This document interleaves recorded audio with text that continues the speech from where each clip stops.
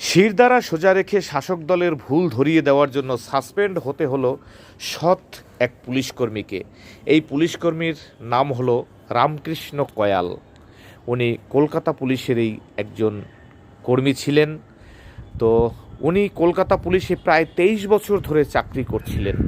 এখনও নাকি ওর 17 বছর চাকরি বাকি ছিল। তো সেই 17 বছর আগেই তার চাকরিটাকে খোয়াতে হলো। তার কারণ রাজ্য সরকারের কিছু তথ্য মানুষের কাছে পৌঁছে দিয়েছিলেন যে রাজ্য সরকার কিভাবে আস্তে আস্তে এই রাজ্যটাকে একটা ইসলামিক দেশে পরিণত করতে চেয়েছিল।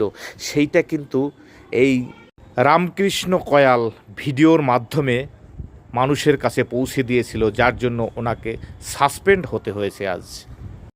তো বন্ধুরা, এই পোস্টটি সম্বন্ধে আপনাদের যদি কিছু বলার থাকে কমেন্ট বক্সে কমেন্ট করে বলবেন। আর পোস্টটি যদি ভালো লাগে সকলকে শেয়ার করে দেখার সুযোগ করে দেবেন। নমস্কার।